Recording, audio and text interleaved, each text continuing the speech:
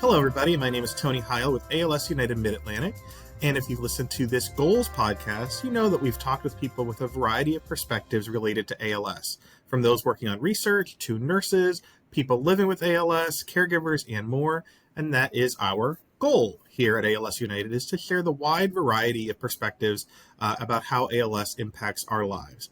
We care for over 1,200 people with ALS each year in Pennsylvania, New Jersey, and Delaware. But as with other organizations as well, we don't just care for those who are living with ALS, but for their loved ones, caregivers, families, and more, because ALS impacts so many people in so many ways. And today, I am going to have a little introduction from my friend, Dana Little, who is an advocate and passionate supporter of the ALS cause.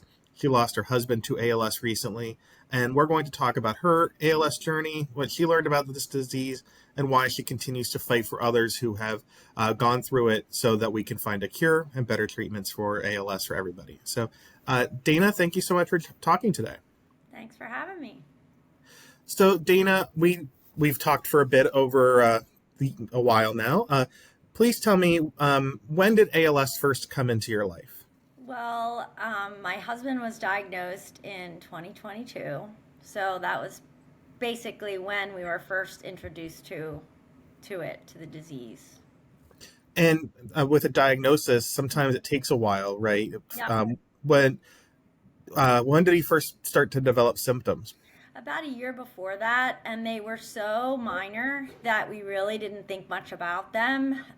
We were getting older, and we just sort of thought in the beginning that it was just a function of being tired, which I think happens with a lot of people.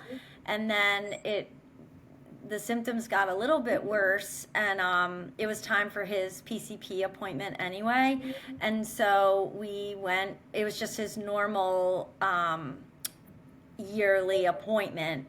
And he was explaining to the doctor some of the things that was happening, and the doctor then moved us along to the next person. And he was diagnosed fairly quickly, within 4 months, which is really fast for ALS. And that just speaks to the level of education that he's fairly young, and he was really on top of it and just didn't keep giving up until we got to the neurologist at the Hershey Clinic that diagnosed him, Dr. Simmons. So for us, it was a pretty fast diagnosis once we first started talking to the doctor. But in the beginning, I don't think we really thought much about it, his symptoms.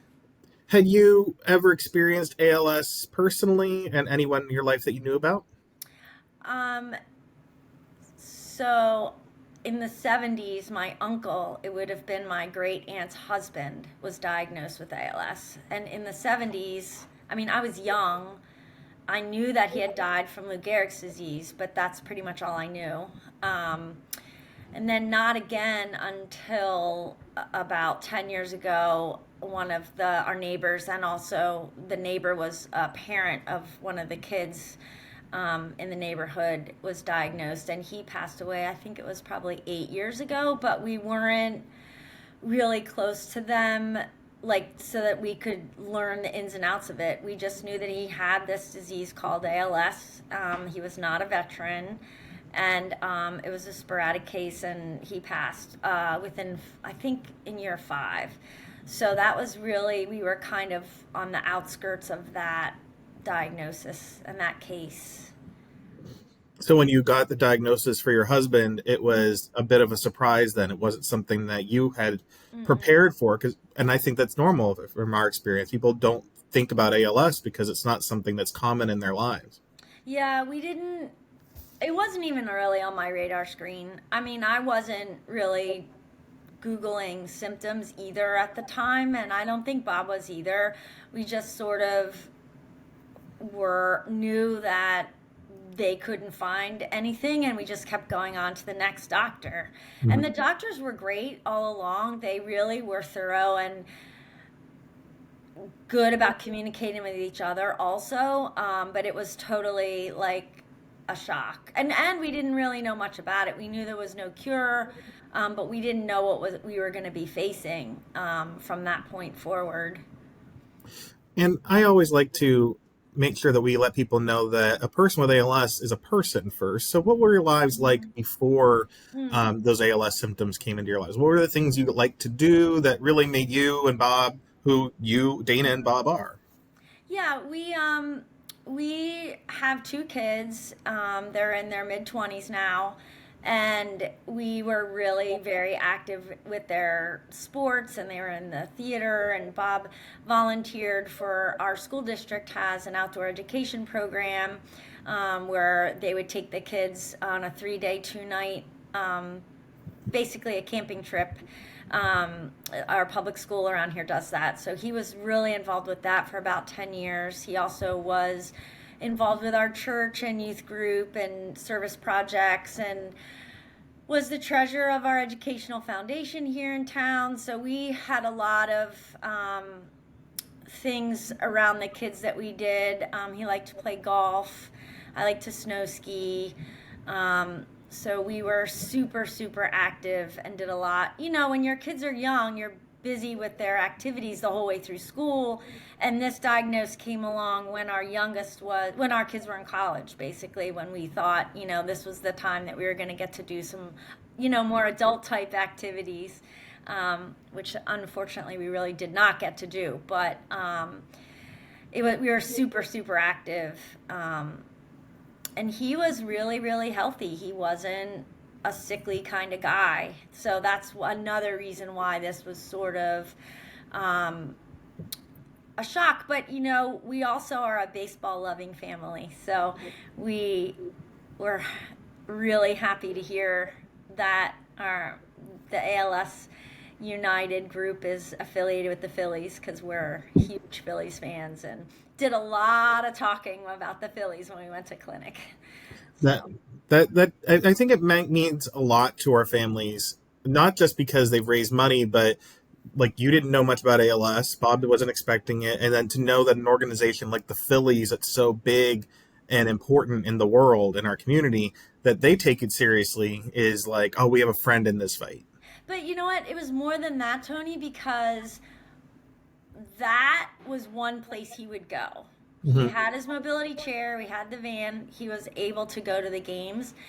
And that front office, it's they were so understanding. Like as soon as I told them that my husband had ALS, right down, it wasn't like I had to talk to a manager in there, the ticket manager. The every time I called that front office, they knew exactly what ALS was and how to help us. Hmm. So it isn't even only just that it helps the cause, like from a fundraising standpoint, like you're talking about. It has to do with accessibility and awareness and advocacy. So right down to the person in the ticket office could help me. And that's really important because when you're going out to a public place, it takes a lot to get the person there and to know that, some of those obstacles and hurdles are removed because of this relationship. It was big and it allowed that part of our lives to still remain intact. So it was important. It was really important to us. So I I love appreciate that. that relationship. I know when I went to a Phillies game for Lou Gehrig Day recently, I mentioned to the person taking the tickets, or scanning us in at this point because they Yeah, don't take tickets too much, yeah. and he said that he had a family member with ALS in another state, and he loved working the game because of what it meant for his family, and it was important to him more than any other game of the season. Yeah. No, it was great. It was really it's a cool and it's been such a long-standing relationship. That's something else that's really cool. I mean, now, the advocates have done a real good job and the community has done a really good job of talking about it, but that's a relationship that's been there for decades and that's really impressive. Yeah. So when Bob was diagnosed, Hmm. you became his caregiver as well. And people who are ALS caregivers are often thrust into it. And it's because Yeah. you're not expecting this diagnosis. Maybe the symptoms progress, but uh, before the diagnosis, but you didn't expect this to happen. Uh, what does it mean to be a caregiver to you? Well, of course, you want to make sure that your loved one is well taken care of, and you also want to figure out how to. Um, extend their life. It means keeping them alive. And it is a really, really big job. So, caregiving Mhm. to me means basically keeping your loved one alive as long as you can in an environment where there's not a lot of, there aren't no cures. So, what does that mean? And you have to figure all that out. And I feel like when you're diagnosed, when you get this diagnosis, the moment you get that diagnosis, you're already behind. Mhm. Because, especially if you're not in the medical field or you don't have any experience with it, because you're just constantly trying to, like, not only are you trying to catch up, but you have to get ahead because you always have to be planning for the next thing. Yeah. And you told me that you and your husband received support from the ALS United Mid Atlantic social workers and nurses. What kind of support did they offer to a caregiver, like, what to you? Like, how do Right. they help you manage this disease at that point? Well, first of all, they're available 24/7. Mhm. So you can reach out to them at any time. They also are very good at reaching out to you to see Mhm. if you need anything, but that loan closet is, oh my gosh, it's invaluable to you as a caregiver because you always know that there's a good chance that the next piece of equipment that you need is going to be available for you to use. So you don't have to jump through the hoops of going to either buy it or get insurance to pay for it. I'm not talking about the wheelchair part because that's personal and to each person, but the shower, all of the equipment, the shower chairs, the rollator, everything that you could need.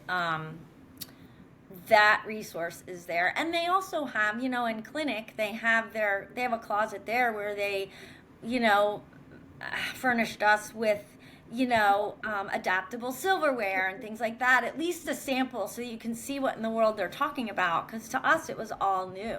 Mhm. So that kind of support. But in addition to all of that, the support groups that the clinics offer and have available are terrific. Those and The ALS organizations across the country are really good at sharing information about support groups because a lot of those are on Zoom.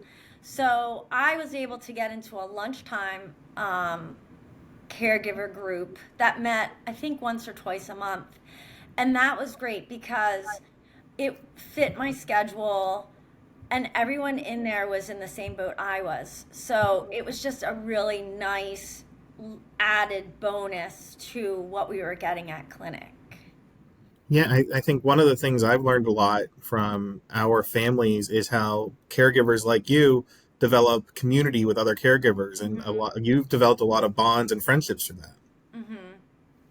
Yeah, I mean, one of the things that I think is most remarkable about this community is it's really small, but it's very tight. And we all sort of understand what we've all been through together because, I mean, it doesn't affect, it's an orphan disease, right? So a lot of people in the world don't know. I mean, I didn't know what it was before it came into our lives. So to be able to be amongst a group of people who understand and know is really nice. It's just a nice group, Hmm. compassionate and understanding, and we can share information, which is good too, and tips.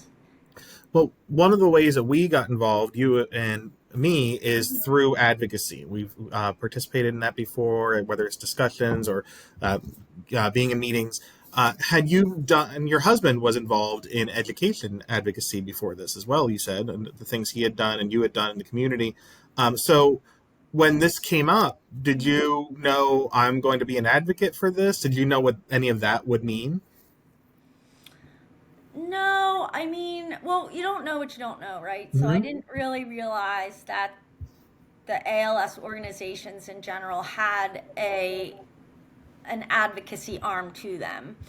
But once I learned about it, it just made sense to me because if people who are affected on the front lines but by this disease do not tell their stories, then no one knows about them. And it's such a small group of people that have this and they're sick and it takes on an emotional toll. So it just boils down to you need every voice that you can to tell the story so that people understand what this disease is like about. And I have the ability to to do that. So it was an easy thing for me to volunteer for. And also, it doesn't require a lot of prep work. All Hmm. you're asking me to do is to tell my story, which is easy. I lived it, right? There's no homework, there's no, additional prep work that needed to be done. So this is I was happy to hear it, that was an option.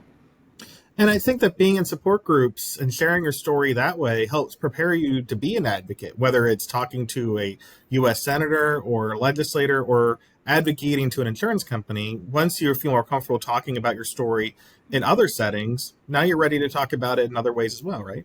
Right. No, that's a good point. It's kind of like you're practicing for these kinds of, discussions, but you're right. It did a good job of getting us ready to go on out and tell people who aren't affiliated with the disease.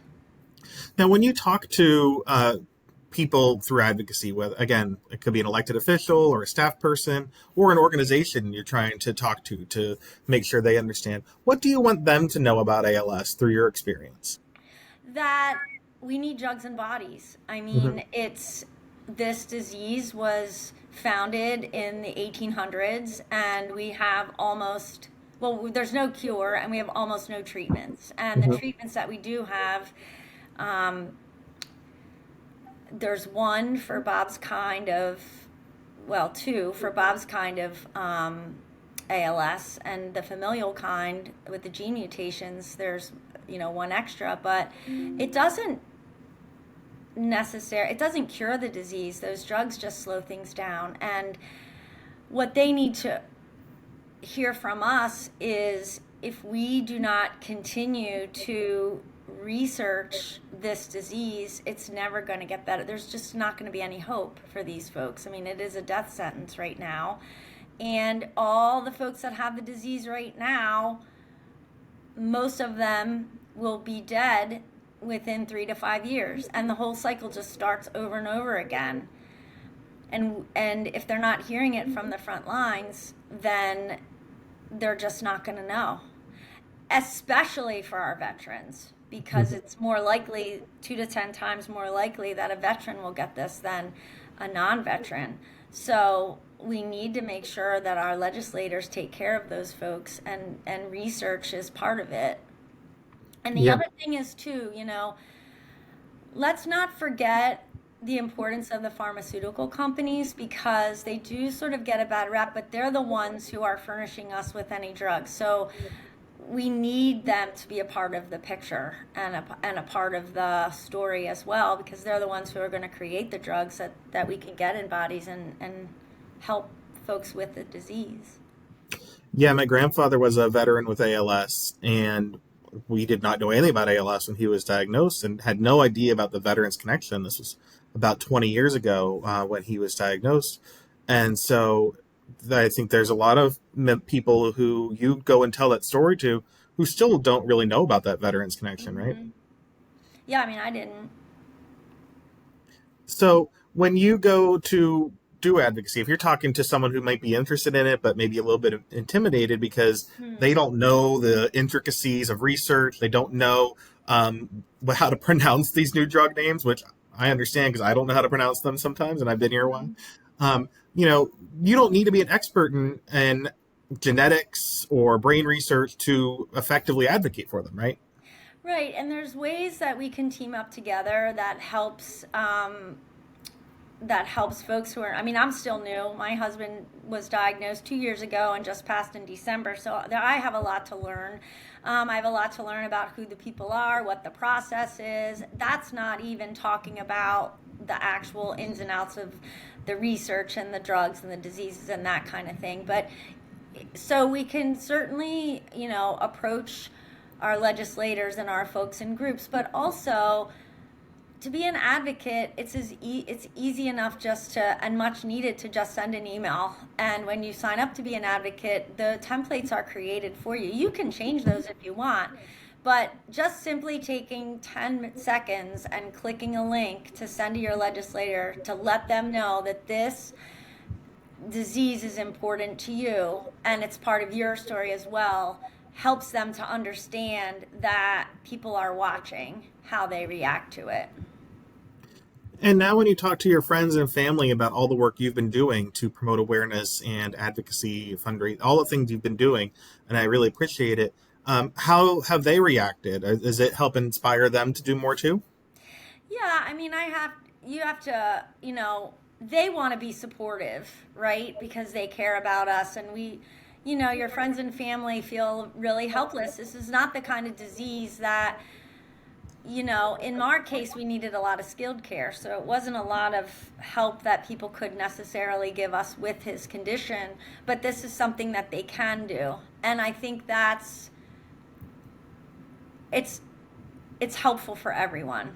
It's helpful for us, it's helpful for you as an organization, and it's helpful for them to feel like they're contributing, and they are. And that's it. That's important because we need the numbers. We need the people to raise their hand and say, yes, this is important to all of us, and we need to keep it top of mind. Because we're never going to move the needle on this disease unless we force our legislators to pay attention to us. Now, there have been discussions about possible funding freezes or Mm-hmm. cuts in Congress lately. By the time this is posted, the news could have changed 100 times. Yeah. But as someone who's gone through an ALS journey and a diagnosis and losing someone to ALS, when you hear that funding for ALS research or research in general could be frozen, what does that mean to you having gone through it? Well, I think folks who have this disease now and people who are going to be diagnosed later need to have hope. Hmm. And technology is moving at warp speed, and we can cure this disease if the resources are put into it. And if the research is frozen, it's just going to delay our cures, and that's just not acceptable.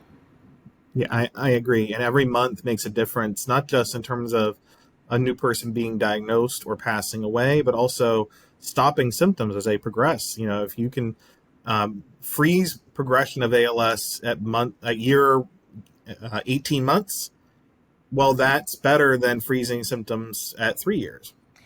Yeah, and the other thing that I feel like we need the research for is that so it can be recognized earlier, right? The Hmm. more they understand about the disease, the sooner people can be diagnosed, and that opens up pathways that are just not available when a patient is further down the line. So early diagnosis is just is important as well. And so the more they can learn about this disease, the more it can help, early on, get them into trials, get different types of drugs in them, get, you know, their bodies kind of responding to their disease sooner, which is a safer way to go.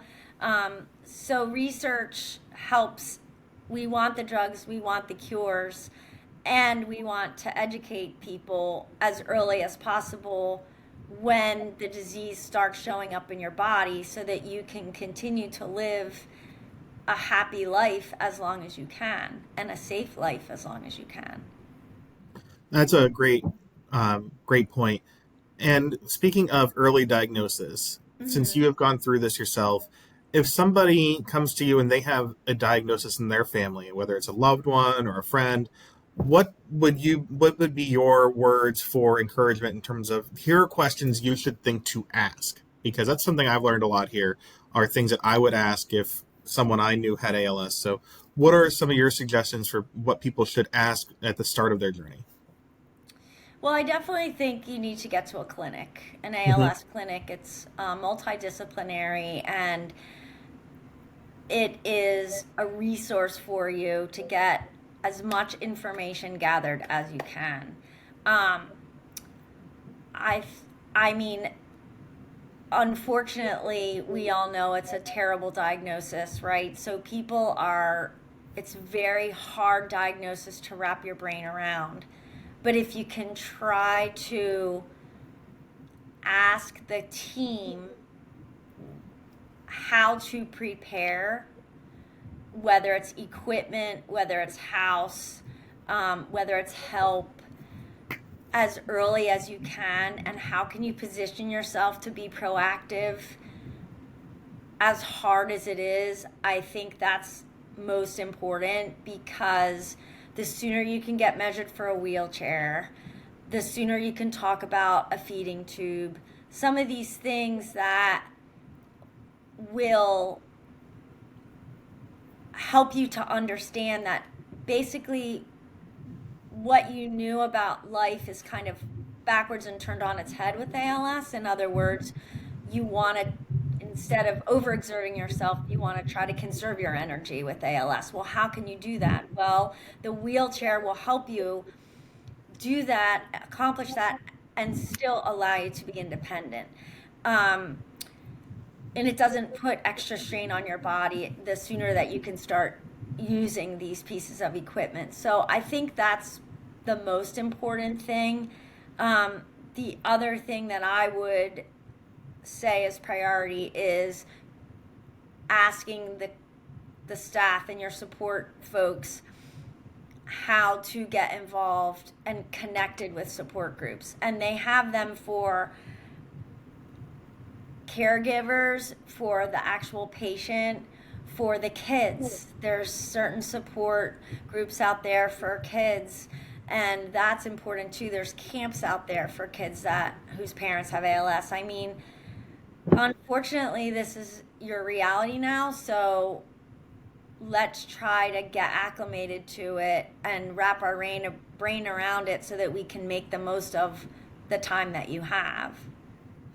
Those are all really good points. One thing I do want to stress is how you mentioned about conserving energy, and that's also conserving energy as the caregiver.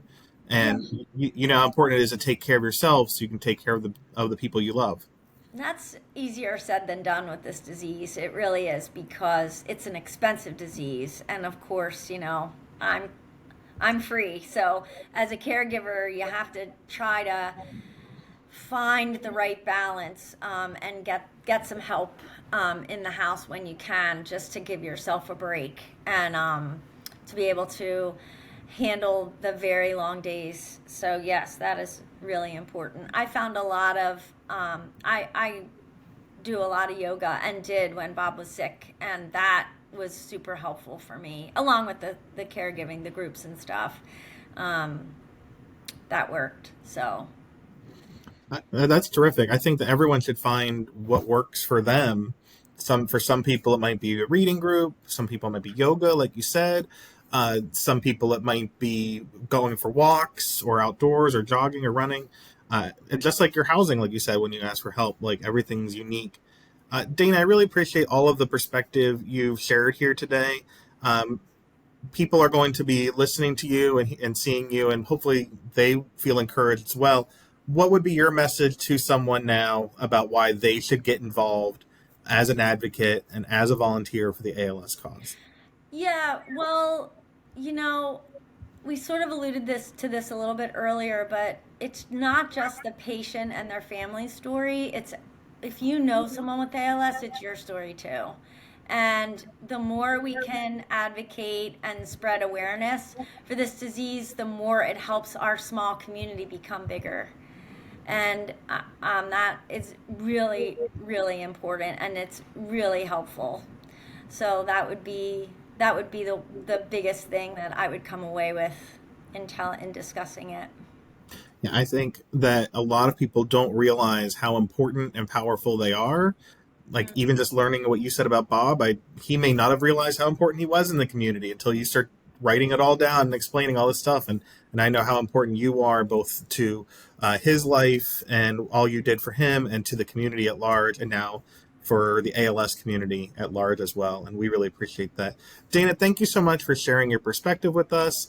And if you're listening, please learn more at alsmidatlantic.org. You can email me as well, Tony at alsmidatlantic.org. You can go on our website and find the social workers and nurses in your area, and they can either answer your questions or direct you to the people you need, or we can help you find help wherever you are. So you can, even if you're not in our region, we can help you with some direction and encouragement. So thank you so much, Dana, and I look forward to working with you through ALS advocacy. Thank you, Tony. I'll see you soon.